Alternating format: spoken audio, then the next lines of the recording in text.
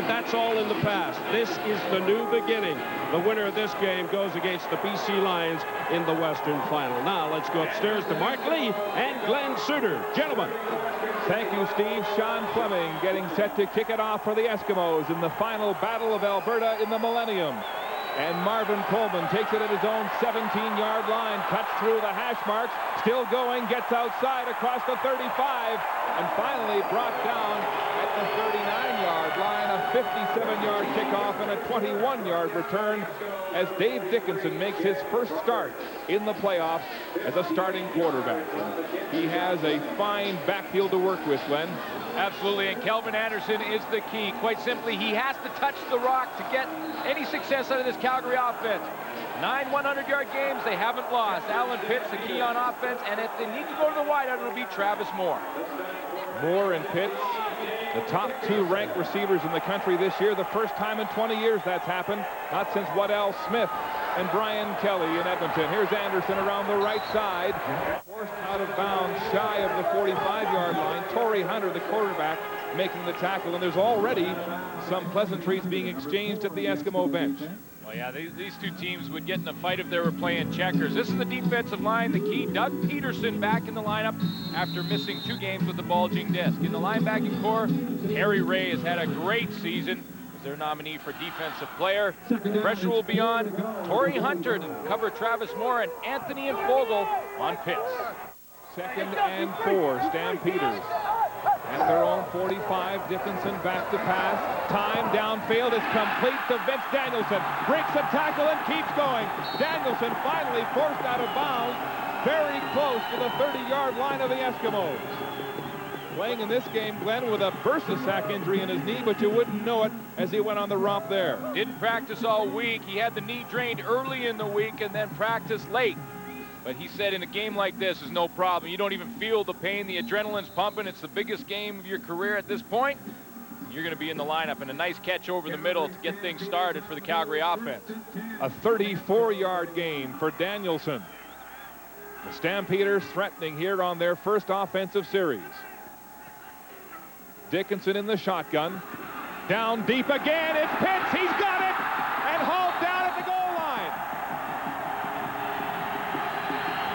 When you talk about Alan Pitts, you talk about his great speed, his great hands, his ability to find the open area in the defense. One thing that not a lot of people talk about with Alan Pitts is his courage. He's going down the seam, and he knows that in the middle of that field, the safety, Chris Hardy, is sitting there waiting to try and put the hit on him. And yet he goes up, exposes his ribs, and comes down with a huge catch to get the Calgary Stampeders knocking on the door. Glenn, it's a 30-yard gain, so a 30-yard gain and a 34-yard passing completion. Pitts and Danielson have Calgary on the Edmonton goal line. 1st and goal at the 1. 4 running backs in the backfield. The handoff, Anderson, touchdown, Stampeders.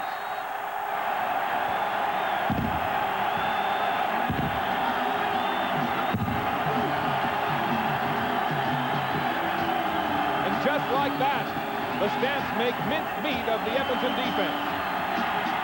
Well, I love the series because they pulled out all the stops in the Calgary offense. They went with Kelvin Anderson in one running play to start the series and then went down the field vertically throwing the football from Dave Dickinson. If there was any question about the health of Dave Dickinson, I think he answered it in one series. Dickinson, of course, has been here before. 1997, he had to come in to relieve Jeff Garcia, pass for 292 yards in a semifinal loss to Saskatchewan. The point after attempt is good by Mark McLaughlin, and on the first series of the ballgame, the hometown Stampeders, the men in black, open a 7-0 lead on Edmonton.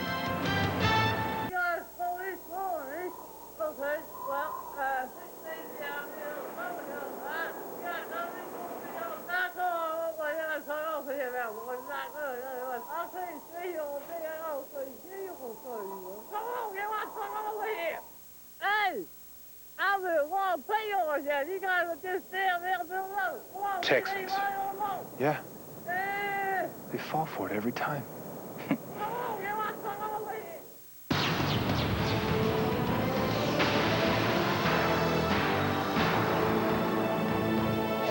The CFL. on CBC. Brought to you by Dodge, proud automotive sponsor of the CFL.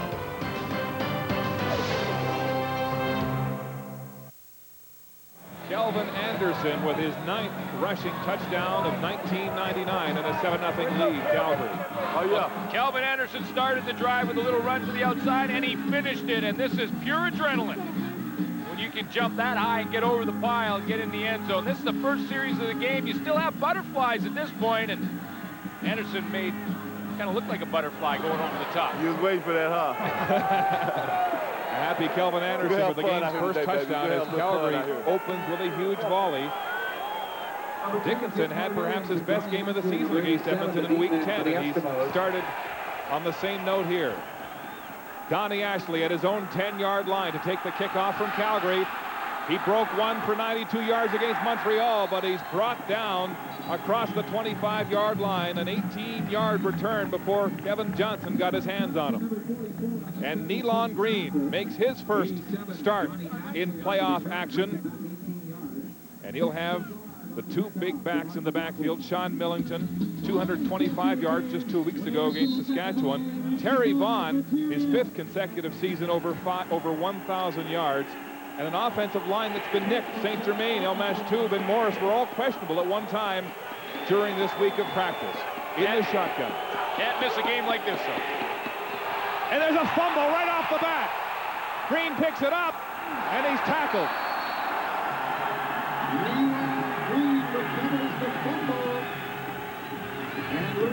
Maybe some nerves on the first exchange in that same play you were talking about in preparation for this, the shotgun handoff. Well, this is the formation they like. One back in the backfield. This time it's Millington. The snap is clean to Nealon Green. Now his option is either to give it to Millington or take it himself to the outside. It looked like there was some indecision on the part of Nealon Green. He put the ball too high. Millington got it up in his shoulder pads and couldn't control the handoff. The loss is 2, 2nd and 12. Just the way the Stampeders want to put this quarterback. 2nd and long. The pass is complete to Millington over the middle. He struggles, but will be short of the first down, close to the 35-yard line. Well, whenever you play a team like Edmonton that run the ball as successfully as they do, the pressure is on the front four. Steve Anderson, Jermaine Miles will be the key, keeping Nealon Green in the pocket. Alonzo Johnson and Kevin Johnson will spy Green at times throughout this game when they play zone defense. Greg Frere is the all-star at safety, and Hampton and Kellogg have had tremendous regular seasons. Wally Buono says his secondary plays the best zone defense in the CFL. We expect to see a lot of that today as they try to confuse the young Green at quarterback. Fleming with a towering punt, driving Coleman back inside his own 20. Gets a seam, trips on the turf, and comes down just shy of the 30. A 56-yard punt from Fleming and an 11-yard return, but there are flags on the play. 56 yards on the punt. Martin got 10 before the start. Dickinson back out for his second series after a great start, engineering that first series touchdown.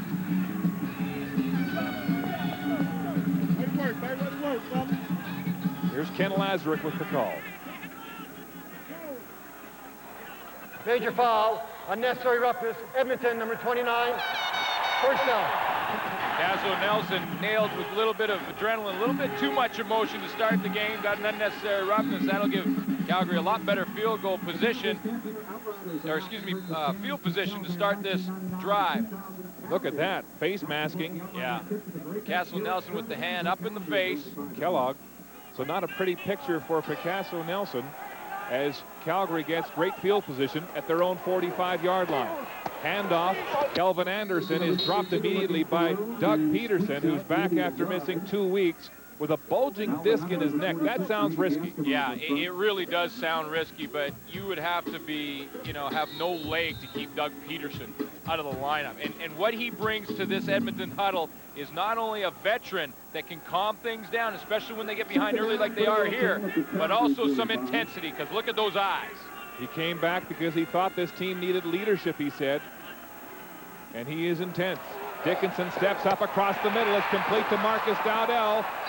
And And he's very close to center field, and a bad whistle there from one of the officials. Very close to the first down for Calgary, the former Edmonton Eskimo who was released at training camp. Well, you know, one of the worries for Calgary and Wally Buono coming into this game was whether or not his team would be complacent, whether or not they'd be looking past the Edmonton Eskimos because of their bad record this year in the regular season. But when you're playing Edmonton, you don't have to worry about that. They'll get up for it. Well, they obviously respect that Edmonton defensive line because it's third and about a yard at center field, and Calgary will not take any chances. The Gizmo back to return this punt from Tony Martino. He had 2 blocked in successive games by Edmonton by Andre Batson, but gets a bomb away to the 5-yard line. Here's the Gizmo. And not many on the return. A 51-yard punt and just an 8-yard return as Jason Clement puts the grab on the Gizmo. Welcome back to McMahon Stadium, where Nealon Green and the Edmonton offense is set to go on offense. They've shown this year that they need to rush for 200 yards a game if they're going to win. Yeah, they'll put Troy Mills in there. He's the first option. Then they get Green to the outside. It stretches the defense. The ends have to contain Nealon Green. That's the key to them. Passing on first down way over top of Terry Vaughn's head and incomplete. The Eskimos have shown a tendency, especially deep in their own end, to run on first down. Here they're mixing it up. Yeah, they've got to try and mix it up a little bit and get Terry Vaughn involved. But this is the formation, just to go back one more time to why Nealon Green likes to run the ball out of this formation. Here it is again. Troy Mills up the middle, the first option. Green can either give it to Mills or Millington and keep it to the outside. That's the option there. Now, it keeps the ends honest. They have to stay upfield and keep contained. That leaves 3 guys left in the middle on defense to take care of 4 gaps. It stretches the Calgary defense and makes it very difficult. 2nd and 10, Edmonton. Flat pass. Walters has it, but won't go anywhere as he's swarmed by Calgary. The gain may be 1. Sutton the first to make contact. This is the Calgary defensive game plan. What they want is to get Nealon Green passing the football. We showed you a formation that he likes to run it out of. When he runs it out of that and has success, it's huge for the Edmonton Eskimos. What Calgary want defensively is to make them do this. Get in the pocket, read the defense, and throw the football. They feel if they get them doing that, they'll win this game. They're also starting Edmonton on the long field, and that's another key factor on a team that likes to run the ball with an inexperienced passer as Don Matthews, Nealon Green. Standing at his own 1, it's Fleming. Coleman, the lone man back for Calgary to return this punt. Nearly blocked. Coleman takes it at the 50 of Edmonton and is hammered quickly. A 4-yard return, but good field position for the Stampeders. Closed captioning for this program is brought to you by Crown Royal.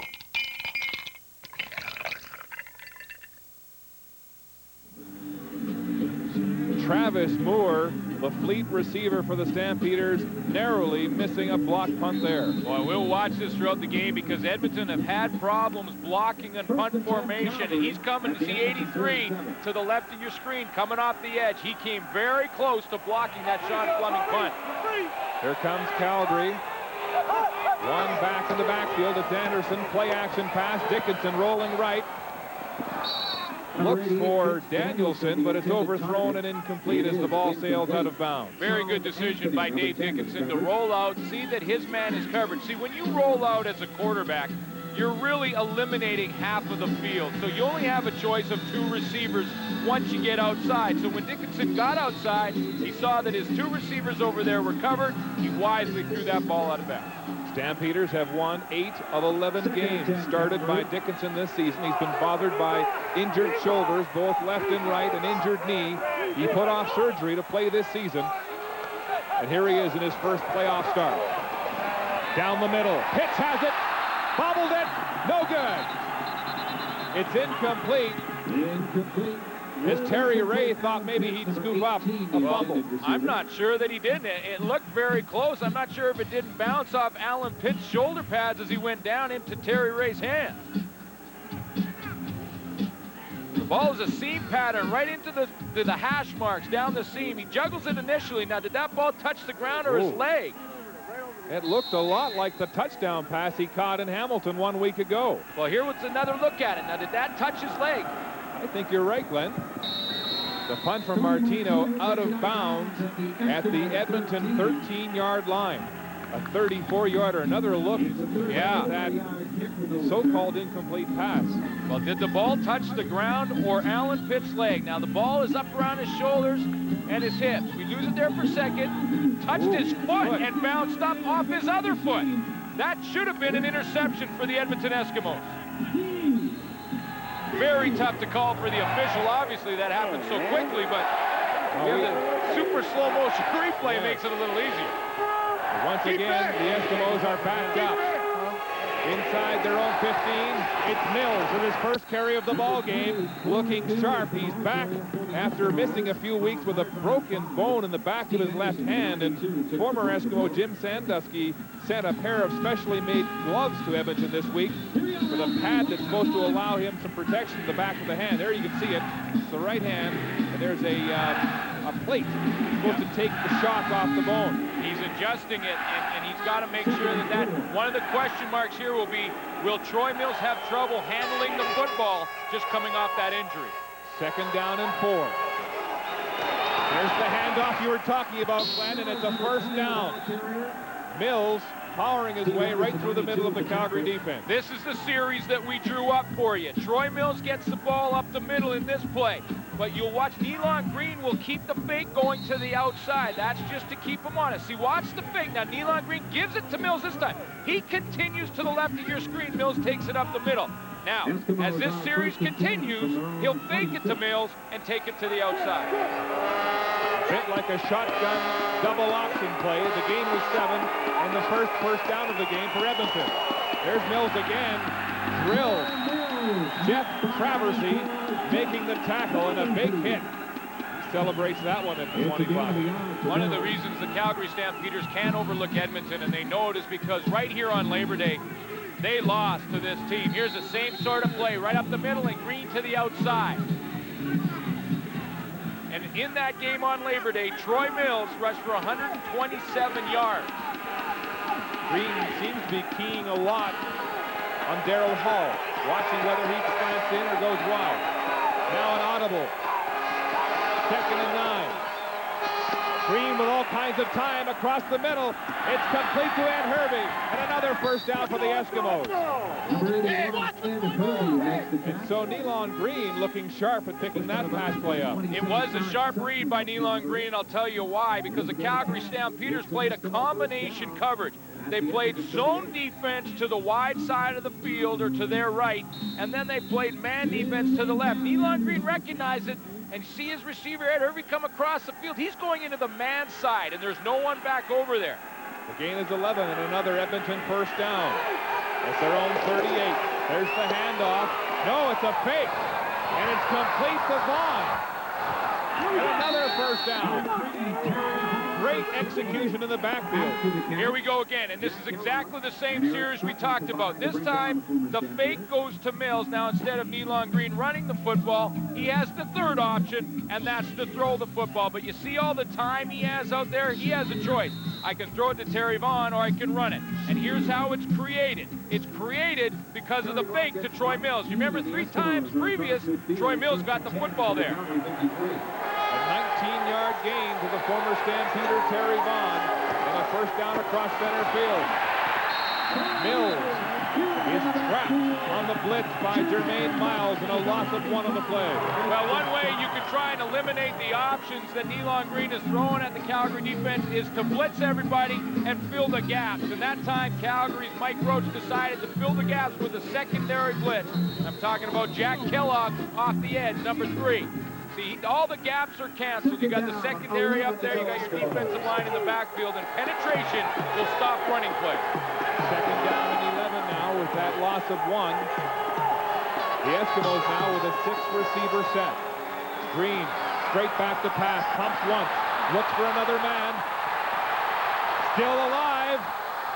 Now using his scrambling ability, downfield. It's intercepted. Darryl Hall picks it off for Calgary. And so the Eskimos with their first turnover in Calgary. Nealon Green in the last play was confused by great disguise by the Calgary defense. Watch Greg Frere show blitz and then drop out of the middle of that defense. When he does, Nealon Green holds the football. See, he wants to go to his right. Says, wait, that's not the coverage I expected. Now he's on the run, and he makes a bad decision at the end of that scramble.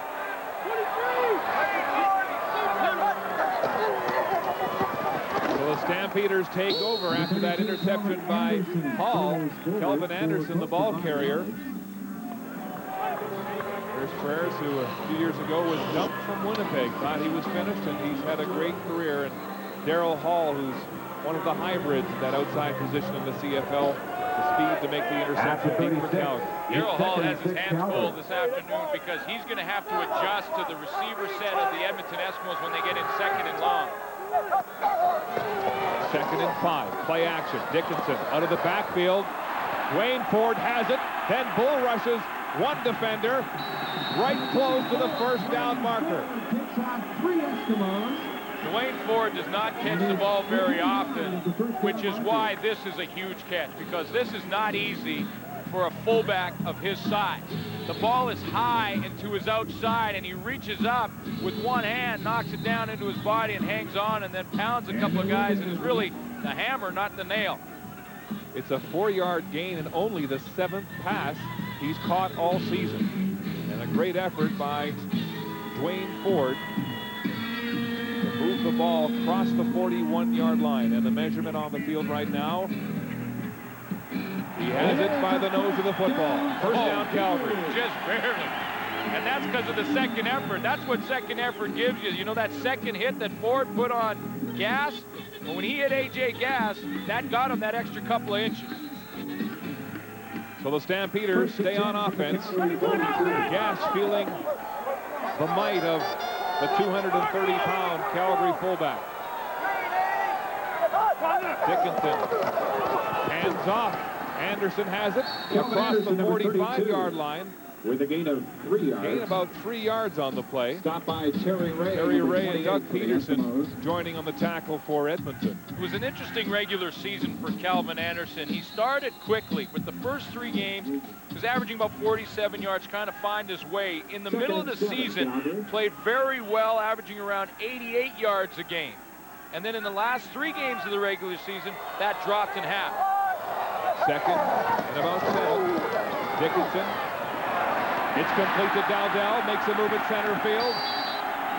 Get through Eric Edwards, and another first down for the Stampeders. This is the highest scoring offense in the West this year, Glenn, with 503 points. Talk about a guy who would love to have a big game here this afternoon. Marcus Dowdell is one of them. When Don Matthews took over in Edmonton, there were a lot of guys that were sort of castaways. Guys that Don Matthews didn't believe could play. Well, Dowdell was one of them. He would love to prove Don Matthews wrong. Dickinson handing off to Anderson. Quick move, twisting and turning. Anderson is across a short gain on the play. Once again, the leading tackler for the Eskimos, Terry Ray, in on the play. The balance for the Calgary offense right now is outstanding. They're mixing up the run, getting Calvin Anderson involved. We talked about how important that is. 3 100-yard rushing games this year for Calvin Anderson. The Calgary Stampeders won all 3 of those games. They've got good balance right now with Anderson in the middle and a little play action mixed in. Dickinson playing within the system in Calgary. All kinds of pressure as he takes over the helm here after players like Flutie and Garcia led them to Grey Cups. And a pass on a rope to Andre Arlane, or is it Travis Moore? Yeah, I believe and it was they're saying Moore. It's incomplete. Yes. The fans don't like it. Incomplete. Well, it was right in between coverage. I mean, a dart from Dave Dickinson, and Moore was right in the mix. Chris Hardy, the safety, comes up and hits him. Well, you can see he didn't have control as he rolled around at the bottom of the play. So 3rd and 7, Calgary. And at the end of that one, Dickinson took a little bit of a shot from Leroy Blue and Malvin Hunter, a couple of veterans who know what the rivalry's all about. Hands are down, hands are down. The punt is away from Martino. Oh, Perfect Coffin corner punt. Going out of bounds just across the 5-yard line. A 47-yard punt from Martino, and no chance for a return by the Gizmo as Nealon Green gets set to go on offense. Martino had trouble against Edmonton back at midseason, having a punt blocked by Batson on Labor Day and another one the following week in Edmonton. And that was shortly after his return from the NFL. Well, this was the scene. Yeah, this was the first game. This was Labor Day, the first game that he returned from the NFL, and Andre Batson got him there, and then less than a week later, got him again. It looked like the replay, only it was in Commonwealth Stadium. Not a good start for Tony Martino, but he's bounced back since then. And Wally Buono was saying that it takes time to get your timing back when you return from the NFL. The big team is in for Edmonton. Leroy Blue at tight end. Play action pass. Showing run, they'll pass. And it's just past the outstretched arms of Ed Hervey. And Green is upset. So they showed run and came up passing in their own end zone. And after 1 quarter of play, the Stampeders lead Edmonton 7-0.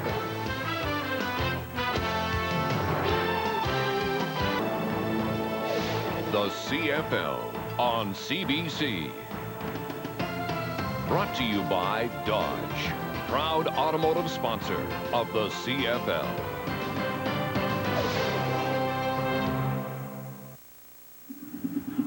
There's Alondra Johnson back in the lineup at middle linebacker after missing 5 weeks with a knee injury, and he will be key today for the Calgary defense. He's the point man, the man who will spy quarterback Nealon Green.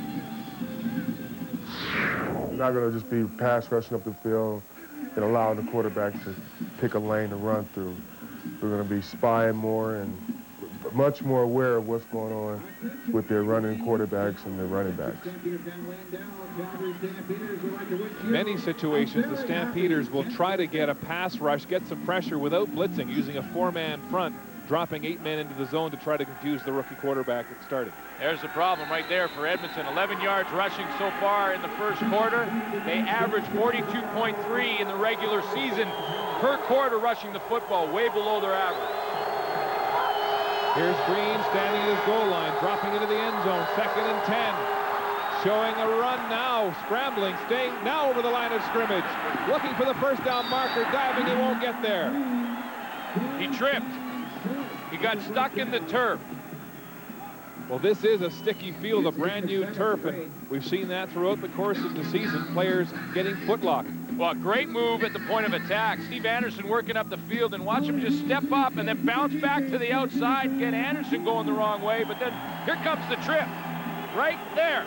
See how his right foot got stuck in the turf, and that's what brought him down, the old turf monster. Rising up and felling the scrambling Green short of the first down. Coleman and Moore are back.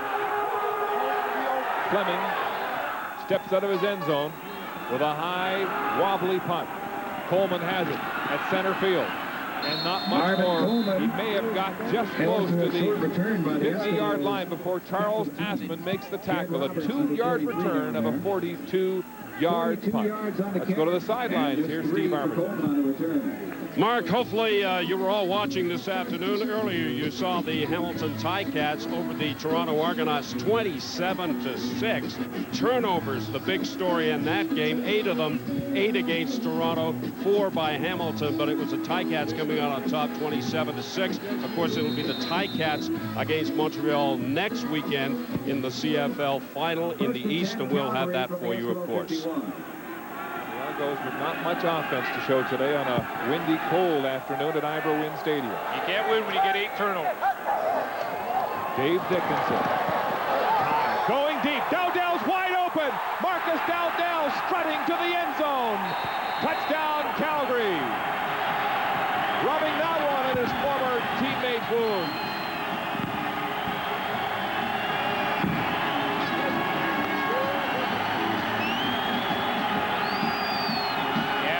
Going to drive Rich Stugler, the defensive coordinator, crazy, because that's a busted coverage from the Edmonton Eskimos secondary. I mean, Marcus Dowdell is fast, but he's not fast enough to get that wide open. A 51-yard pass and run play from Dickinson to Dowdell. And only the second touchdown of the season for Dowdell. But a big one here. Dave Dickinson, who's been told all week about the pressure of succeeding the likes of Flutie and Garcia, looking cool. Building a 2-touchdown lead for Calgary. McLaughlin's point after is good. The Stampeders in control. Wally Guano and Dowdell leading Edmonton 14-0.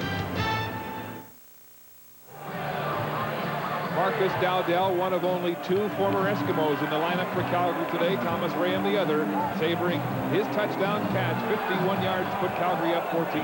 Starts with great protection because Dave Dickinson has to wait for Dowdell to open up, and it was a bust in the coverage for the Edmonton Eskimos. Torrey Hunter and Anthony Fogle both went with Alan Pitts, and that left Dowdell wide open. Gotta watch dragging your toes on this sticky field. You could trip yourself up. Here's Ashley. Across the 30-yard line to the 35. Decent field position before Roger Reinson puts the tackle on him, the leading special teams man for Calgary. A 21-yard return as we look again at that touchdown pass to Dowdell. Well, the inside, see Alan Pitts there? He was the inside receiver and ran a straight, square out pattern to the sideline. Fogle took him out, and then Torrey Hunter dropped off Dowdell, and he took Pitts as well, and that was why Dowdell was wide open, and obviously Dave Dickens is going to be pretty pumped up about that. Yeah, he's 6 for 9 and 142 yards already here early in the first half for Calgary. Green hands off to Millington, the freight train crashing his way close to the 45-yard line and very near the first down marker. 136 yards last week against Toronto, 225 the week before against Saskatchewan, subbing for the injured Troy Mills. Tremendous straight north and south running. This was the scene on the 30th October. Breaking Normie Kwong's 44-year Edmonton Eskimo record, 225 yards, 3 touchdowns for the big man. Last 2 games, 361 yards. He has really got it together. He'll stay in the backfield. Right through the middle, it's Mills this time.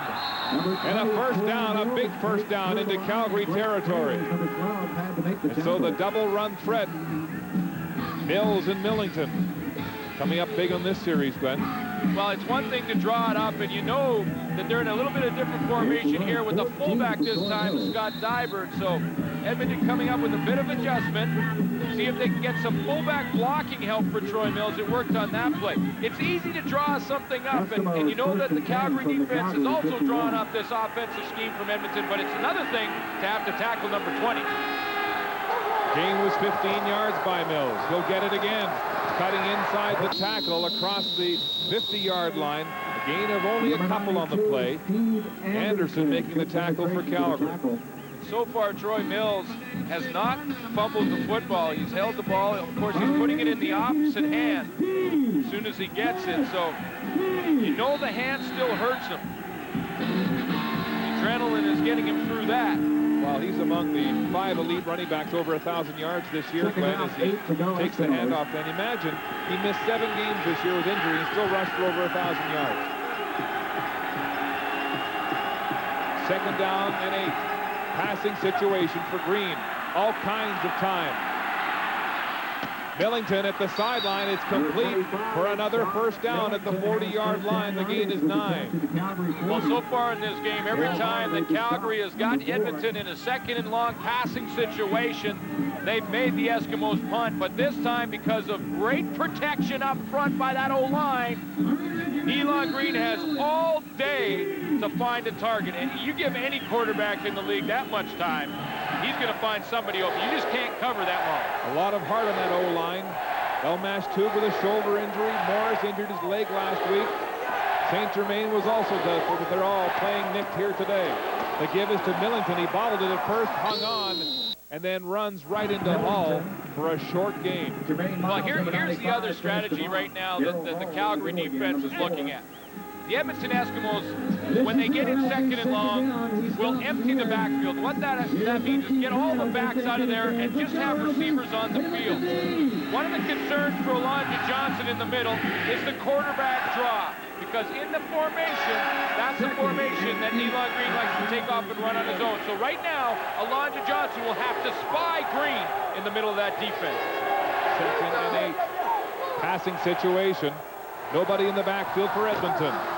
Green, it's complete to Donnie Ashley. He turns on the jets and gets across the 20, but flags are down.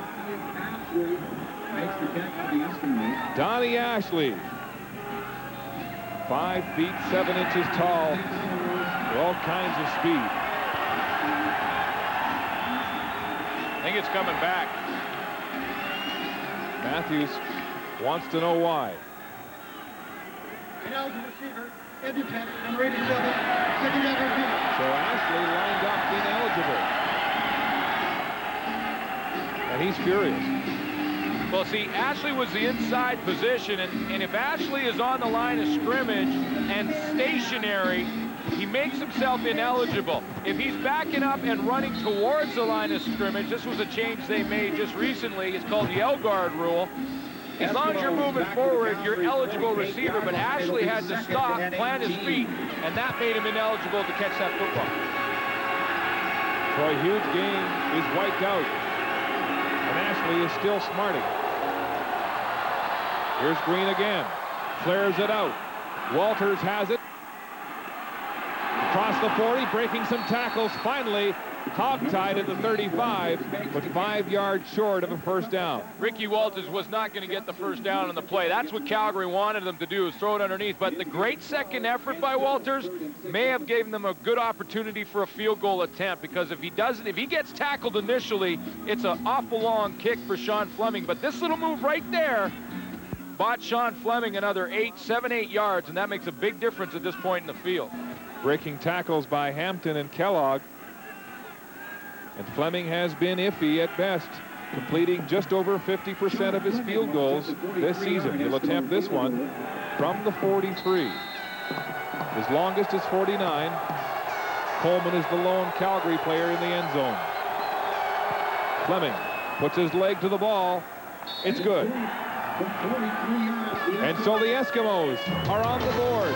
Sean Fleming's 43-yard field goal. It's 14-3 Calgary.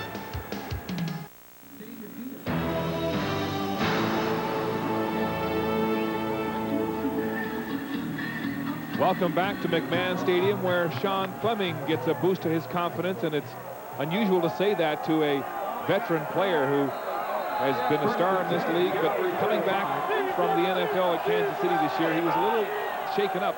Yeah, he was disappointed that he didn't make it for one, and the other thing is he didn't kick field goals in his NFL tryout. Pass is complete, far side, Cummings for Calgary, and a first down as Dave Dickinson threw that ball a mile across this wide Canadian field.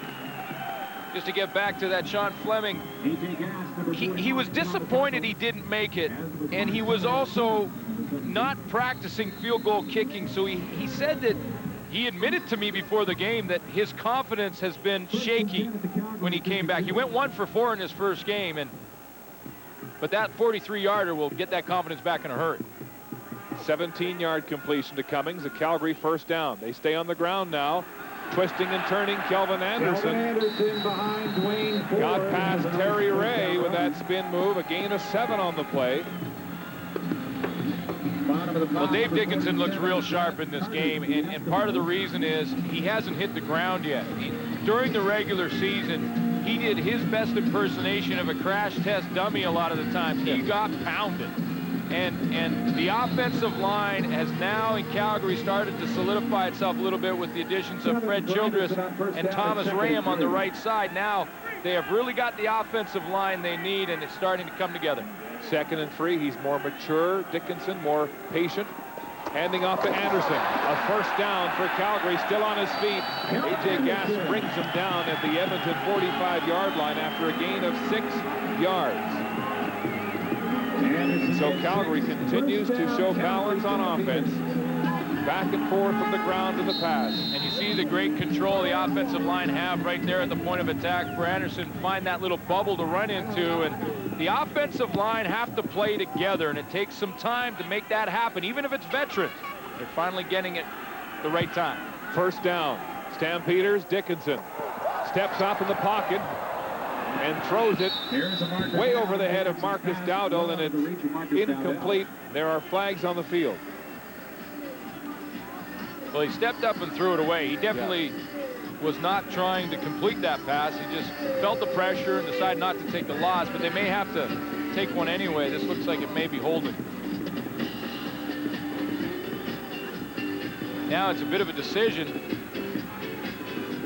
because that was first down. If you take them back, it's first down over again. Legal block to the head. Calgary, number 68. First down repeated. So the big chill, Fred Childress, penalized for illegal contact to the head. Right as I talk about him, he gets a legal contact penalty. And this is a decision Don Matthews makes to get him out of field goal range. First down again. Now, it gives another down to the Calgary offense, but it does push him back. 1st and 20 for the Stampeders. Play action. Little hitch pass to Dowdell across the 50. More room. Flags in the play as he goes across the 45, 35-yard line. And a Calgary first down, but flags are down again. Jamie Crosdell was way out there. He pulled. Alan Pitts was at the point of attack. It looks like it may be holding, and I believe it was on Alan Pitts. Holding, Calgary, number 18. First down repeated. Alan Pitts was the first guy out there trying to block Torrey Hunter, the corner.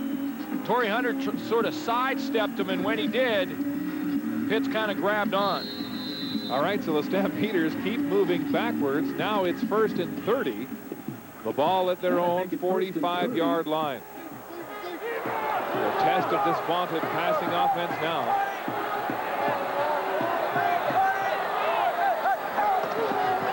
Dickinson will hand it off. Yeah. Anderson gets up to the 50-yard line, a gain of 5. Melvin Hunter, the tackle for Edmonton. Yeah, if you're George Cortez right now, the offensive coordinator for Calgary, you're in damage control. You just had back-to-back penalties. You're looking at 1st and 30. It's damage control time. Now you're just trying to get out of this series almost. You know, hand the ball off a couple of times, punt the football away, and regain some of that field position. 2nd and 25, Calgary. 2nd and 25. Dickinson now facing a secondary in Edmonton that ranks 2nd worst against the pass in the league this year. In the shotgun, Dickinson, blitz from Ray, gets it away. Dowdell has it. Torrey Hunter makes the tackle, but he'll be well short, 11 yards short of the first down. Man, Melvin Hunter nailed Dickinson as he threw that football, and Terry Ray made the dramatic play. Look at the high jump. Terry Ray over Calvin Anderson. Here's the back of the play. Melvin Hunter snaps Dave Dickinson's head back. Dickinson going down on that right shoulder, which was the most recent shoulder injury he suffered. And of course, that's the passing arm. Still a plate from his shoulder. Catch at his own 6. He'll lose a yard on the play. Arlane making the tackle for Calgary, but Terry Ray aggressive on the rush to Tony Martino. You know, Mark, we just talked about George Cortez, the offensive coordinator for Calgary, having to be in sort of damage control when you get back-to-back penalties in your offense. This is why, because this is what can happen. You play conservatively. You get out of the series, you punt the football. Contact the kicker, Edmonton, number 28. 3rd down repeated. Conservatively, punt the football. Something can happen. You kick it,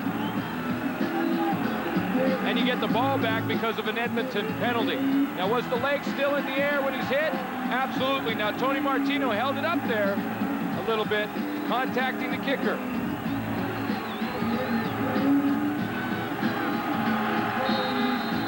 Well, the ball is just shy of the 35-yard line stripe. 3rd and less than a yard. The Stampeders, with McCoy at quarterback, will gamble and get the first down. So Calgary goes from 2nd and 25. That penalty helps out big time as they now convert and go on first down. And you got to think that this kind of scenario for Wally Buono now just took the life out of the Edmonton defense. Because you're looking at 2nd and 25. And the next thing you turn around, it's first down Calgary, and they're in scoring range. I mean, it's going to be tough for that Edmonton defense to respond now. Dickinson up behind his center, Jamie Crysdale. He's averaged nearly 300 yards a game passing against the Eskimos. This one, a miscommunication. He and Travis Moore, the intended receiver. And that's exactly what it was, miscommunication, because Travis Moore, plays like this are designed to go a certain distance. And I'm not sure if Moore went too far or Dave Dickinson threw it too late. Either way, they weren't coordinated. If Travis Moore breaks his pattern off about 4 yards shorter, that ball is right on the money. It was open. 2nd and 10, Stampeders. Nobody in the backfield. Here's the blitz. Dickinson gets it away. Oh, and a diving effort incomplete, but there's a flag on the play. Travis Moore, again, the intended receiver for Calgary. He laid out for it, Glenn, but couldn't reach it. Well, Dickinson had to throw it when he did because Terry Ray nailed him. Offside, Edmonton, number 94. 2nd down repeated. Doug Peterson is called offside, and another chance for the Stampeders. Doug Peterson got up out of his stance before the snap of the ball was inside that 1-yard area. 2nd and 5 at the Eskimo 29. Wearing the big collar on the back of his neck. Of course, playing with a bulging disc in his neck, suffered just 2 weeks ago. What a hit by Terry Ray, and even though that play, you go to 2nd and 5 because of the offside penalty, it's one play that Dave Dickinson doesn't like because he had to take a huge hit. You see Charles Anthony down on the field being attended to, look like his shoulder. Well, he's the most experienced man in the Edmonton secondary. His 8th season. While they attend to Charles Anthony, will take a break in Calgary. Charles Anthony has now been moved to the Eskimo bench where he's still in some pain, as you can see him being attended to by the Eskimo training staff. And so while he's out, the 2nd-year man out of Jackson State, Picasso Nelson, is in. Picasso Nelson, when he was in BC, was a safety, not covering a whole lot. 2nd down and 5, Calgary. Dickinson complete the pitch, first down, but flags are down on the play. So a flag-filled series here for the Stampeders. They've already eaten up more than 5 minutes on the clock with this drive.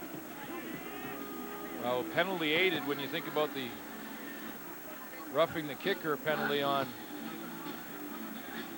Terry Ray. Offside, Edmonton, number 89, declined.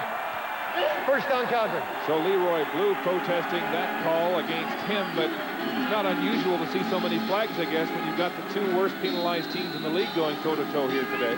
Yeah, and the motions run high. I mean, especially from the veteran players. Those guys want to make a play. They need to, for the Edmonton sideline, change this momentum and do it in a hurry, and they're just letting that emotion get to them a little bit right now. Giving the Stampeders the clock and a chance to go ahead even more. Pressure now on Dickinson. Dumps it off. Anderson with room. A first down and more. Puts his head down into Fogle. And is driven just out of bounds at the 1-yard line.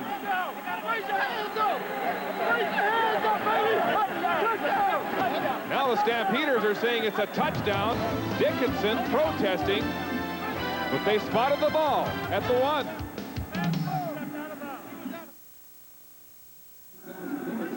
After much debate while we were away, they have indeed reversed their decision and awarded Kelvin Anderson a touchdown on that 22-yard pass and run play. They had a conference about it. The key is when his foot touches right there, is the ball already across the plane.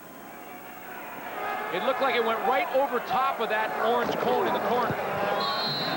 McLaughlin's point anchor is good, and the Stampeders have opened a huge 21-3 lead on that 22-yard touchdown play by Kelvin Anderson.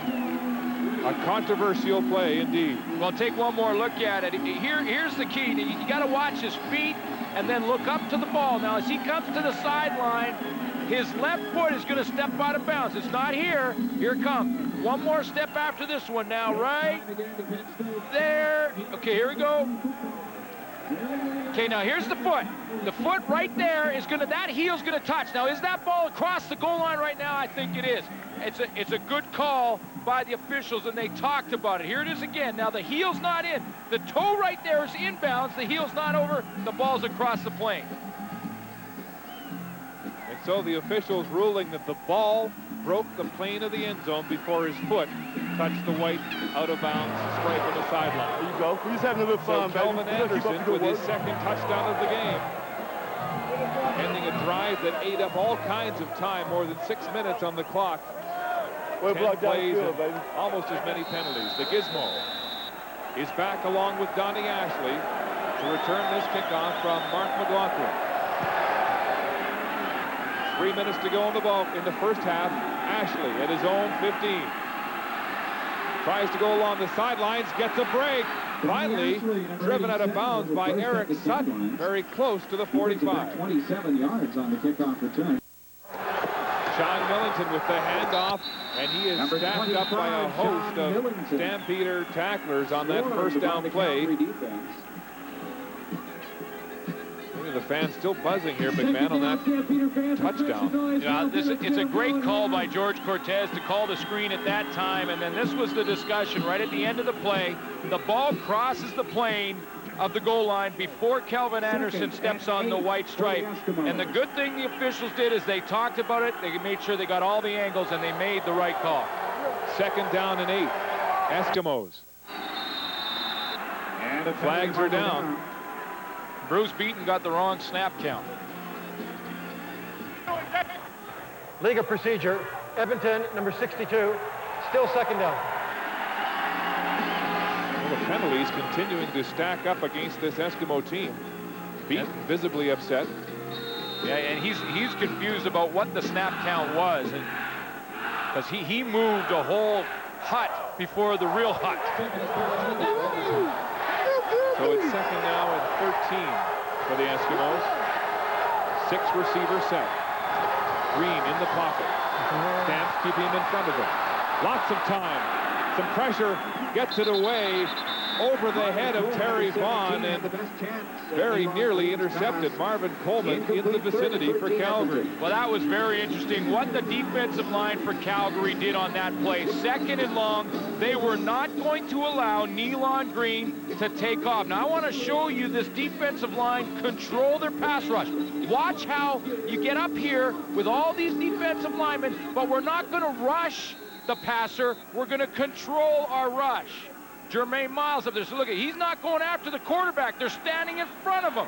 Keep Nealon Green in front of you is what they've been told by the coach. Take punt.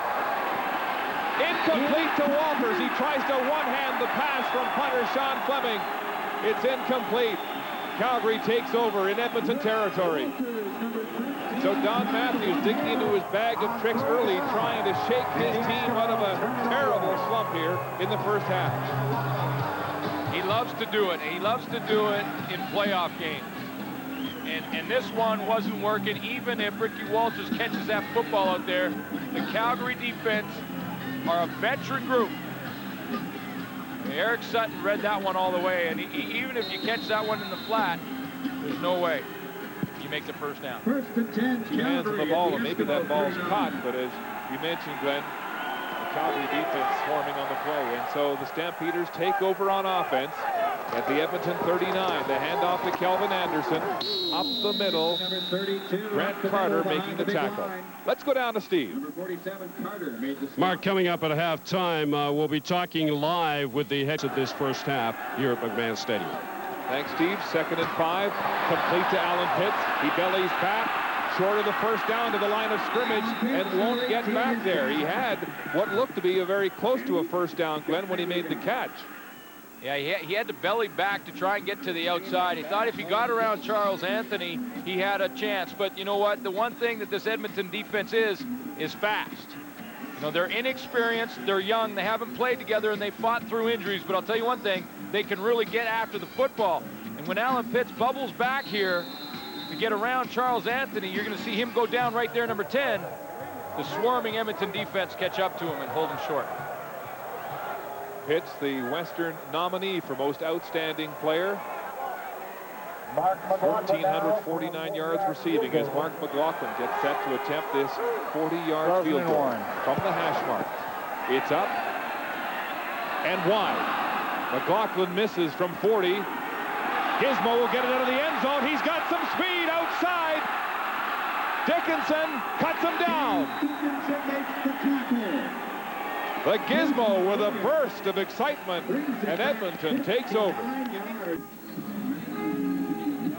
Wally Buono wondering about the miscue and the poor coverage on the missed field goal. Here's the Gizmo who ran back a kickoff in Montreal 100 yards for a touchdown 3 weeks ago. Well, in field goal formation, you have offensive linemen covering, and Gizmo Williams is going to see when he gets up there that there's offensive linemen on the field. Rocco Romano, Jay McNeil, Fred Childress. Look at big Fred Childress. He's not going to run down Henry Williams, and that's why he's always going to take a missed field goal out of the end zone. If not for Dave Dickinson, he's doing his touchdown flip. Dickinson took that on the shoulder, too. See, look at the big alley that he's going to get. I mean, this is offensive linemen here trying to cover on a missed field goal, and they just can't Calgary, get out. number 26, declined. First down, Edmonton. And there goes Gizmo. You can't ask Fred Childress to go and tackle Henry Williams. You just got to hope your kicker makes it. So some life for the Eskimos. The Stamps can't score. And Green will start a decent field position, his own 45-yard line. Back to pass. Pressure now. Gets it away. It's too low. Intended for Donnie Ashley. Sadly, Chris, the fastest member in the secondary. Ready is back. With the coverage for Calgary. Well, it looks like Nealon Green is going to go into his passing formation. We talked about his running formation. That's with one back. This is no backs in the backfield, and this is where he has really struggled. He struggled in the last game of the regular season against Toronto. Very ineffective as a drop-back passer, and 6 of 11, just 61 yards passing. You can see he's struggling throwing the football. There was some talk he forgot his contact lenses last week in Toronto because he was squinting. Missed a lot of his receivers. He said it was the bad light of the sky dome. Second and long. He'll dump it off. Walters has it. Takes aim at the first down territory and then is hit hard by Marvin Coleman, 5 yards short at the 50. So a punting situation now for Edmonton. In the Calgary defensive playbook, they draw this one up. It's called, you get them in second and long, we'll give them about 6 yards and a heading. And they actually write it in the book. They say heading. And that's playing right into Calgary's hands. That's what they want to do. Make the Edmonton Eskimos dump the football off and then come up and put a lick on them. So Fleming will punt with 1 minute and 2 seconds to go until the half. The Stampeders leading the Eskimos handily 21-3. Coleman is back for Calgary after making that big hit, and it's a skyrocketing punt from Fleming to the 7-yard line. Coleman stops, changes his field, still going, and then is hauled down from behind by Justin Ring. You really have to give credit, Mark, I think, to Wally Buono getting this team ready to play this game. I mean, yes, it's the Edmonton Eskimos, and you know the rivalry is always there. But it could have been easy for Calgary to look past Edmonton in this one with the record and the way they have struggled. But Wally Buono had them ready, and they have been sharp. No turnovers for Calgary. They've been crisp with the football. They're attacking the Edmonton defense and playing well on special teams. And on the Edmonton sideline, receivers coach Danny Lansdorf and Matthews in heated discussion with the quarterback, Nealon Green, frustrated so far this afternoon. Stampeders stay on the ground. Kelvin Anderson will have 3. He stopped at the Calgary 25-yard line. 37 seconds to go to halftime. Well, Edmonton's going to have to go and regroup here in the second half. I don't think it's too late. I don't think you have to abandon your game plan if you're the Edmonton offense. Wally Buono will simply do what he's done. Dave Dickinson will do what he's done. You know, he's talked a lot about the pressure of coming in and taking over this team after Garcia went to San Francisco, Flutie, of course, earlier on in the 90s, and he said, you know, I'm not big on defining my career on one game or one season. I think the best quarterbacks are those who do it year in and year out. He said, you know, I don't seek the glory. I'm just a football player whose position happens to be quarterback. He's a mild-mannered leader of this Calgary offense, and so far he has been sharp in the first half. And he's a tremendous talent, and he's a student of the game. And when you can combine that talent with the ability to study hard and learn the game quickly, you got a good quarterback. Play action. Dowdell has it for Calgary, and a first down. Again, Dickinson mixing up his plays. It is marked down at the 35. First down yardage. It'll be first down, and Fogel is down now at the 35. Well, that ball came out of there, and I think Fogel grabbed it. There it is right there. Fogel grabbed it. Looks like he's hurt. Looked like he fell right on top of it, but Marcus Dowdell was ruled already down on the play. Here it is again. He's going to the outside. He's down, and then the ball comes out. The ground can't make you fumble, and then Fogel gets like the dog pile on top of him with the ball in the bottom. Ball in the breadbasket. Out goes the wind. Dickinson deep for Pitts. Oh, he nearly had it. Alan Pitts. There are flags on the play. A miraculous catch, but there's a flag in the laying out backfield. with Hardy right there to put the hit on him. Can't get the ball.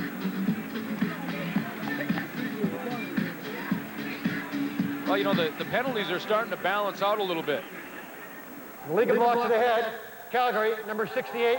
First down repeated. Well, that's the second time in this game that Fred Childress has been called for a legal block to the head. Well, you know, you can blame the offensive lineman, or you can give credit to the defense, and I think it's a credit to the Edmonton defense right now that they're not quitting. 25. I mean, they're way behind. They're not quitting in this game. They keep coming. And, you know, he's going up against Doug Peterson, who has that neck injury. And off Calvin Anderson. Calvin Anderson, number across 22, to the 30-yard line. Gain of 5 yards on that 2nd and 20 situation. And that's right. And Doug Peterson is an intimidating force in there, and he's an intense football player. So, you know, with him and Fred Childress battling in there, the hands are going to get up in the face. They're going to swing at each other. There's going to be some fist fights going on. And again, Childress and Peterson were wrapped up. This will be the final play of the first half as time ticks down to 0. And Dave Dickinson will take the knee. And at the gun, the Stampeders own the Eskimos 21-3. Dave Dickinson methodically and with balance on offense, picking apart this Eskimo defense. Let's go down to the sidelines and hear Steve Armitage. And I'm with the head coach of Calgary Stampeders, Wally. A solid first half for the Stampeders on both sides of the football. Well, it's been a solid first half. I would have liked to see him got some points on that fake punt. I think that really would have put them in a bad hole.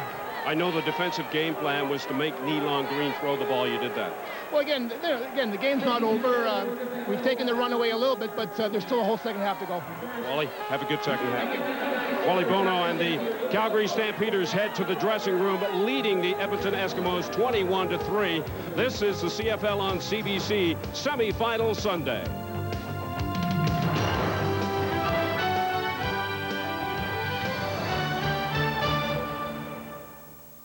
You're a Calgary Stampeder fan here at McMahon Stadium this afternoon. You've enjoyed this one. Calvin Anderson with a pair of TDs, Marcus Dowdell with a single, and the Stampeders lead 21-3. Well, if you're a head coach at any level of football, you're constantly looking for balance on offense and defense. And Mark and Glenn, I think Wally Buono got that in the first half from the Stampeders. Well, that's right, Steve. Dave Dickinson has featured virtually everybody, every weapon in his offense so far in the first half, passing for 214 yards already. He has been a surgeon in this football game. He's executed the game plan that George Cortez put together perfectly, and he really has the Edmonton defense on the ropes. It all started in the very first series of the game. Dickinson looked very sharp right out of the chute. He found Alan Pitts, the tough catch right down to the 1-yard line. That set up this score by Calvin Anderson. He goes up and over the top, and that got Calgary off and running. And that was the very first series of the football game. Now, Marcus Dowdell scored wide open in between, and then the controversial touchdown from the Calgary offense and Calvin Anderson on the screen pass. The question was, it was ruled out on the 1-yard line initially, and then when they took a look at it again and talked about it, They said that the ball had crossed the plane before his foot went out of bounds. Well, certainly Dickinson is winning the battle of first-time starters in the playoffs for quarterbacks. Nealon Green, he's got to run the ball. He didn't run the first half. No question. Credit the Calgary defense for stopping him right now, but Nealon Green's got to take off and run in the second half. All right, we'll see if Green can get his legs going in the second half of this football game. The Eskimos trailing the Stampeders handily 21-3. Steve? Our coverage of this CFL Western semifinal between the Stamps and Eskimos returns from Calgary in just a moment.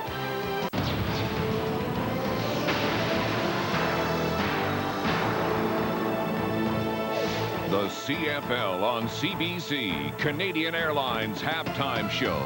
Brought to you by Canadian Airlines, official airline of the CFL and the 1999 Grey Cup. Welcome back to the CFL Western semifinal in Calgary. I'm with the head coach of the Eskimos, Don Matthews. Don, what did you say to your club? You're down by 18 points going in the second half. Well, we busted 2 coverages really bad in the first half, and they capitalized it. Got into a back-and-forth game, and then we just missed that fake punt. We've got to make some plays offensively, and if we don't do that, we're not going to catch up. So we're going to receive the ball, see if we can't get our offense chugging a little. Don, good luck in the second half. Thanks. Dave Dickinson enjoying a restful halftime after a outstanding first half, 214 yards passing, 2 touchdowns, and a 21-3 lead. Nealon Green, on the other hand, the quickest quarterback in recent memory in this league, ran just 2 times for 6 yards in the first half. The rest of the stats, Glenn. Well, no question, the Edmonton Eskimos have to run the football more effectively. 48 yards is not going to get it done because that's what got him in the semifinal, running the ball. Calgary taking the time of possession by 3 minutes, and that'll start to wear down the defense in Edmonton. But the good news for the Edmonton Eskimos is they get the ball first to start the second half. That gives them an opportunity with the football to get some momentum early, and they need it. Well, they won the toss and deferred their choice in the second half, and as you heard Don Matthews say moments ago, they'll take the ball and try and get some points. Don Ashley at his 15 is dangerous on kick returns, makes a move, gets outside, tries to squeak through, but is tackled. Cameron Legault of Carleton University brings him down. Number 98 made the stop. 62 yards on the kickoff from Nealon Green coming back in his first series in the second half. As we mentioned, just 6 yards on the ground. Unlike him, had an arch injury problem, Glenn, in the Toronto game. I wonder if that's still bothering him. Well, you know, you wonder because he hasn't run the football, and it's a very good point. You look at those passing stats, that's the difference. And coming into the league, of course, Calgary Stampeders way ahead in second passing the football, and the Edmonton Eskimos dead last in the league throwing the ball. So here's Green back to pass. They'll stay in the air. It's complete to Tolbert on the wide side, driven out of bounds by Jack Kellogg for a first down. Edmonton. Tolbert, number 31, so some success through the air for Nealon Green. And, you know, one of the reasons when we say he's not running and maybe he's still injured and is not saying, completely telling everybody about his injury, but one of the things that Nealon Green is faced with here is the way that the Calgary defensive line is rushing controlled. He does have time to throw the football. So he's back there saying, I've got lots of time. Now I just got to get crisp. I got to throw it on target. The Stampeders using mostly a 4-man rush, dropping 8 men into the zone, making the young quarterback read. Again, he goes to the flats. It's Tolbert, and he's rocked by Marvin Coleman. Gain of maybe 2 on the play. The other thing the Edmonton offense is doing when they do throw the football is they're throwing it to the outside of the field, outside the numbers. And it's a longer throw, and it's for less yardage. Nealon Green had to throw that thing about 40 yards for basically no gain. So, you know, it's a long throw to get out there. In order to really stretch this Calgary defense, eventually they're going to have to test the middle. Second and 8, Eskimos. Tolbert with back-to-back catches. The University of Alberta graduate. But another second and long situation for Edmonton. 8 yards to go to the first down. Pressure now. The pass intended for Don Ashley is incomplete and out of bounds. And so the Eskimos will punt. You know, Nealon Green has all kinds of talent. He's only 23, but the injuries this year have really affected his ability to build some continuity as a quarterback. Just when he's making strides, he got hurt. When he came back, Don Matthews said he often took a few steps back in his progress. And that's justifiable. I mean, you get injured, you're out of the offense for a while, and it takes you a while to get back into it. I talked to Don before the game, and Don Matthews told me, he said, we can't get our passing game going. We haven't been able to all year because of all the changes we've had to make. Coleman back for Calgary. Takes it at his own 19-yard line and is hit immediately as he crosses the 25. A 42-yard punt from Sean Fleming and a 6-yard return by Coleman as Calgary goes on offense. Turnovers were a huge part of the story at Iverwin Stadium in Hamilton. Vaughn got in to block that one, and a couple of plays later, that led to a 1-yard run by Ronald Williams right here. That made it 17-3 Ticats. They went on to win it 27-6. So that sets up the Eastern Final next Sunday in Montreal, where the Alouettes will host Ron Lancaster and the Ticats, guys. And the BC Lions awaiting the winner of this Western semifinal. Anderson taking the handoff from Dickinson. Robert Brown made the tackle for Edmonton. Well, if you're going to draw it up in the East, that's what you really wanted to see. The Hamilton Tiger Cats and the Montreal Alouettes once again facing off in the final. Rematch of last year, only this time they're playing in Montreal. That's right. So it'll be a 3-yard gain on the play by Anderson. 2nd and 7 Calgary. Ball on their own 29-yard line. Dickinson, nobody back, dumps it off to Anderson. Right at the first down marker, he's nailed by Terry Ray and Hardy. Number 28, Terry Ray was there. Very close to the first down, maybe just shy, depending on the spot, Ben. And we talked a lot about Dave Dickinson and the great decisions he's made in the football game, but you really have to give a lot of credit to George Cortez because he has made this offense so that the quarterback has a role, and the role of the quarterback is to distribute the football to his great talent. And this is what Dave Dickinson has done. 5 passes to Marcus Dowdell. Pitts has been involved. Everyone catches the football. And it doesn't matter if it's Mike McCoy in the game or Dave Dickinson. George Cortez has created this offense so that the quarterback just distributes the ball and let the athletes make the plays. And Cortez has sent Mike McCoy in on this 2nd and short gamble. A sneak. He'll have the yardage, but flags are down. The way he went after that football, the bottom of the pile, looked like he dropped it. Yeah, I mean, he's at the bottom with it in his arms, so he didn't lose it.